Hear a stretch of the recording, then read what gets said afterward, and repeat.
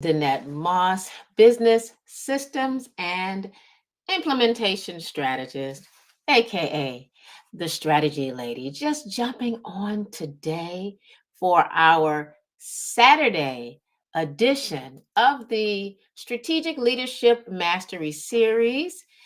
As always, I get excited when I get a chance to come on and share good quality information with my successful female CEOs, coaches, and consultants.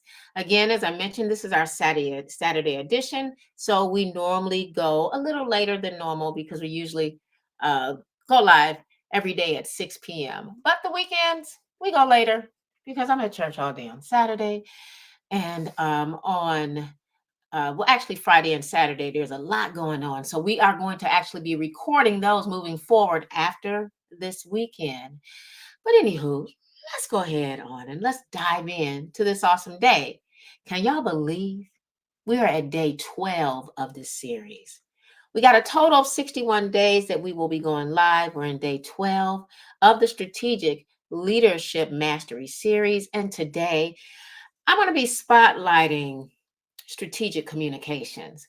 I believe it's something that we all need to make sure that we master. So I said, well, why not talk about it?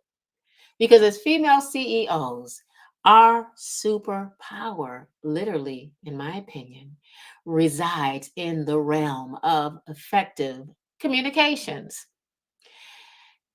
It's an influential force that heightens, right, our leadership voice. Because as we communicate, it's all in that voice, how we communicate. Let me tell you, it comes from so many different realms. It's just something that we need to know how to master. So let's explore the nuanced art of strategic communications. And I want to kind of maybe push it back to you all here for a second, because I want you to remember that communications, or again, because we're talking about strategic leadership mastery, I'm going to say strategic communications goes beyond words. It's about conveying a clear message that resonates with your audience. And as a female leader, our communication style shapes the perceptions, it builds trust, and it empowers our teams. So if you all are just now joining me here, whether you are on LinkedIn, Facebook, Twitter, YouTube, all those fun platforms that I'm going live on, along with my IG peeps, I want to invite you to interact with us. This is an interactive type thing that we're doing for these 61 total days. I'd love for you to share your thoughts, give some input, share your insights here in the comment section. And if you are one of those ones that are not really excited about sharing their thoughts and their opinions in the comment section, we do have a community, which is the Get Your Sass On community. It's located over on Facebook. I'd love to have you join us there. You can join us by going to GYSO community dot let's talk strategies.com. That's your Get Your Sass On community. Again, that is GYSO community dot let's talk strategies.com. All right. Be happy to have you over there. Let's go ahead and I want to dive in, and I want to kick things off by a little bit of reflections and asking you some questions of which I would love for you to respond to inside of the comment section. Okay. And that question is, how do you, female CEO, coach, that service professional, how do you currently approach communications with your organization? How do you do it? Share some of your strategies with us. Share your challenges that you may even be having.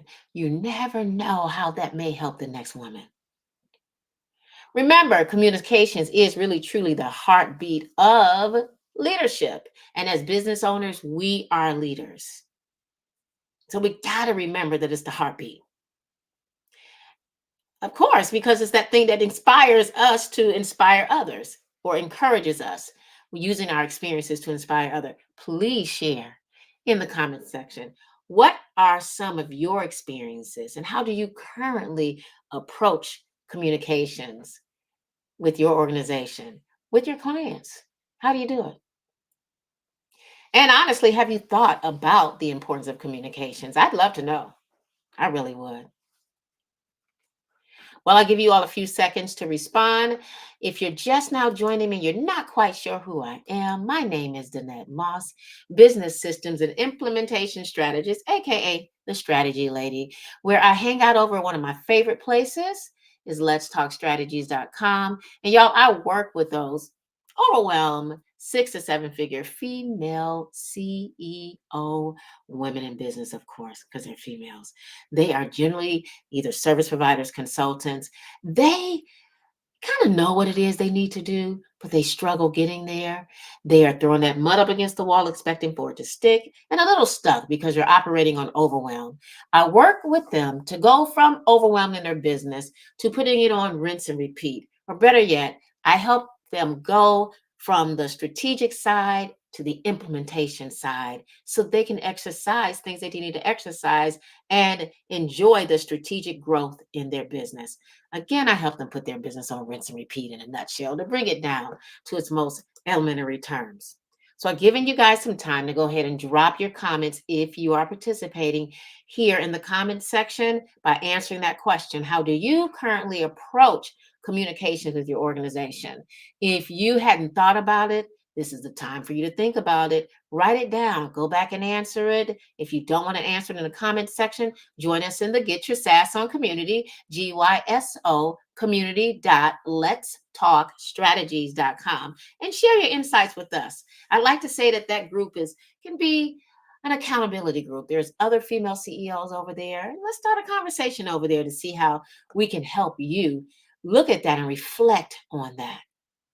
Now, let's dive right on in because I believe it's really, truly important for us to discuss communications.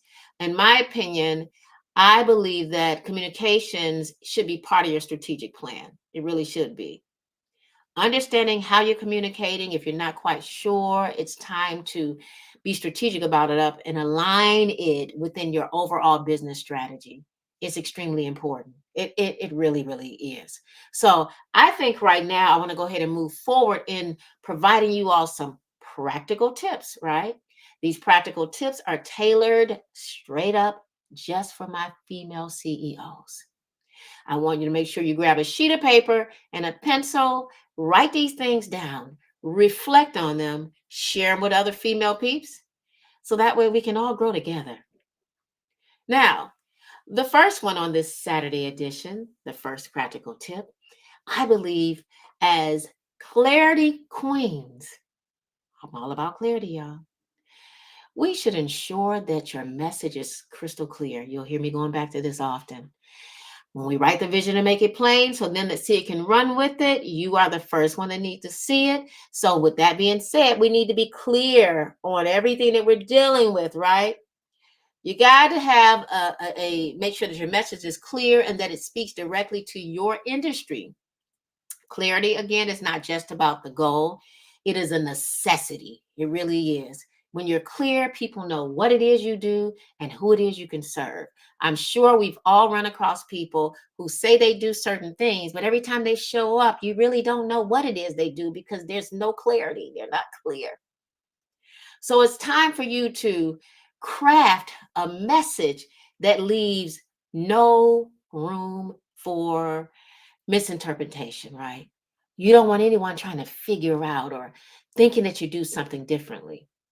I remember, being and speaking with other women, and every time I spoke about what it is I did, for whatever reason, they thought I was an organizer. For the life of me, I couldn't understand how they got that. So I had to go back and revisit how I was communicating, how I was delivering my message, how I was telling my story, and making sure that I clarified things so that they could really understand who I was, what it is I offer, and who it was that I serve. So it's going to be important for you to make sure that you're crystal clear in your message. Of course, you need to make sure that your message or that you craft a message that leaves no room for people to misinterpret what it is you do as this successful female CEO. So that's the first practical tip. Practical tip number 2 is adapt to your audience. Understand your diverse audience. And y'all, tailor your communication style accordingly. I recognize when I'm on IG, when I'm on LinkedIn. Right now, this is streaming to all of them because what I'm speaking about, I can speak to my audience freely this way on all those platforms. But if I was somewhere else speaking in a different format, I have to recognize my audience. I have to adapt to the audience, not change who I am, but just adapt to that audience. It's important. Understand again that your audience, that you have diverse audience and you need to tailor your communication style accordingly. If you're speaking to young adults, if you're speaking to teachers, if you're speaking to men and women, you have to craft it that everyone can have clarity and understanding as to what it is that the message that you're trying to deliver. So whether again that it's a client, team member, stakeholder, especially, adaptability is going to be the hallmark of effective communications. If you struggle with that, quickly get some help on it because technically you're not going to be getting any clients because you can't communicate. They don't know who you are or what it is you do. Practical tip number 3 kind of lends to where I was coming from out of practical tip number 1. Storytelling mastery. For real. Tell a story. Paint a story where they can have clarity and they get you, right? Embrace the power of storytelling. Share the narratives that truly connect emotionally. That's usually a win-win. And something that illustrates key points. Your stories have the potential to resonate and inspire some action. If they don't, they should. Mine do. So get used to storytelling. Don't get stuck in a rut of trying to tell them what you think they should have. Paint the picture, draw them into you with it. Practical tip number 4. See me doing my ears like this? You can only about imagine what I'm getting ready to say. Active listening, y'all. Practical tip number 4. Communications is what? A two-way street. Practice active listening to understand the needs and concerns of your audience. Trust me, they're going to tell you what it is they need and the concerns that they have, which will help you make sure that you're providing the right services or the right products, right? So practice the active listening skill. In your industry, I believe that the insights gained through active listening can really truly be transformative if you pay attention. My whole goal is to help transform those female CEOs to have them go from overwhelm to putting the business on rinse and repeat. And as we go through that just lines up with so many different things. Because I have strategy sessions with you, right? It's like coaching and consulting. We talk through different things. And as we go through the strategy sessions, I walk you through from strategy to implementation. So I have to have my active listening ear on to hear the pain points, to hear the lacks, so that I can help get you to go in the right direction you need to go in. So active listening, in my opinion, is truly key to the fundamental growth of your business. And we're all here to grow, right? Now, practical tip number 5, feedback evaluation. I believe feedback was somewhere in yesterday. I think we had feedback in probably about 3 or 4 of these days, and we're on day 12 and it still pops up when we talk about feedback. But this time I'm talking about feedback eval. Okay, evaluation. Foster a culture, again, of constructive feedback. Encourage your team members, I'm going to keep saying it, to share their thoughts openly. Create the collaborative environment for everyone's voice to be heard. You have to. That is part of communications and it's going to keep coming up. We will hire people or we will say we need people to assist us, but yet we will not allow that feedback to come to us. And oftentimes, feedback comes in from your gatekeepers or people that are working other pieces of the puzzle of your business that you're not working. So it will behoove you to pay attention to what it is they're saying so that you can see what your next steps may need to be. Because again, it's going to lend to or lead to the growth of your business. And practical tip number 6, I would say maybe it deals with messaging. So I'm going to say consistent messaging. Align your communications with your brand identity. When I come on, you will hear me tell you who I am. I am Danette, business systems and implementation strategist, AKA the strategy lady. My messaging consistently lines up with who I am, not just who I call myself out of my mouth. Anything that you see me posting, my videos will speak to my brand. Your brand identity truly has to line up. The reason why, in a nutshell, is because consistency in doing so is going to build the trust. Consistency pays off when you show up showing who you are on a consistent basis. They don't have to figure out who you are. You don't have to figure out who I am. You know, I'm the strategy lady. You know, I'm going to talk to you about going from overwhelm to putting your business on rinse and repeat. You're going to hear me tell you that I help you get your SaaS on in your business. And then I break down and tell you all we're doing is all I'm showing you is how to simplify, automate, systematize, and streamline your business.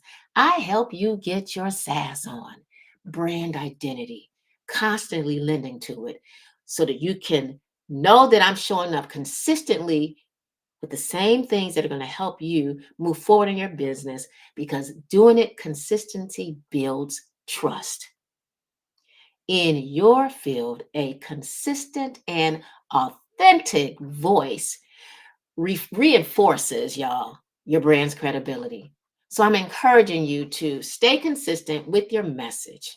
If you have to change it and you have to pivot, because oftentimes we may have to, just make sure it doesn't sound like I'm jumping from selling cookies and all of a sudden I'm selling tires. Be consistent. You know, we all make changes in what we sell and all of that, but your brand identity can still flow.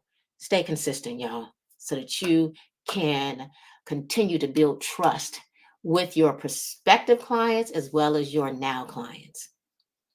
And last but not least, practical tip number 7, visual impact. If you're not visible out there, y'all, nobody may know who you are. Leverage visual elements in your communications. In your industry, it's going to be key important as a consultant, as a coach, as a service provider, that you can visually convey your message, visually convey complex information, whatever the information that you're sharing, that you do it with clarity and impact is going to be extremely important. I know a lot of people say they don't like to go live, they don't like to be on camera. Hey, do some faceless stuff. Nonetheless, you need to do some things with some visual elements because that gives you some Google juice, it gives you some social media juice, and it allows people to see what it is you do, not just you writing stuff. They can see. Give them some videos. You show up. You know, do all that other stuff. Y'all won't see me hopping around on the screen, but I try to truly have some sort of visually impact as much as possible. Whether I'm doing Let's Talk Strategies with Danette Moss, whether I'm sharing stuff on my own, this whole 61-day process that I'm going to be on until the end of the year deals a lot with my visual impact. I want you to see me, stay acquainted with me. I'm building that know, like, and trust factor, and I'm showing up as I said I would on a daily basis, whether I'm showing up live or whether you see video. Visual impact is extremely important. Now, as we wrap up our exploration of strategic communications, remember that communications is an ongoing journey, y'all. So, as we walk through this journey, I always like to leave you with a bit of homework that you can use to assess where you are in this topic of strategic communications. We are in day 12 of the strategic leadership mastery. And this is why I'm talking all things leadership, from communications to how you're showing up and all of the above. It is extremely important because my goal is to help you go from overwhelmed in your business and putting it on rinse and repeat, and literally in 2023 in its most profitable way, and that we bring 2024 in the right way. So I thought it would be best that we address these things as leaders, okay? So your homework is that I want you to assess your current communications practices and implement at least one of these tips that I discussed today. I'd love for you to share your progress or your insights with us here in the comment section on whatever social platform you follow me on: LinkedIn, Twitter, YouTube, IG, Facebook, all of the above. Share it here with us or share it over, of course, in the Get Your Sass On community, GYSO community.letstalkstrategies.com.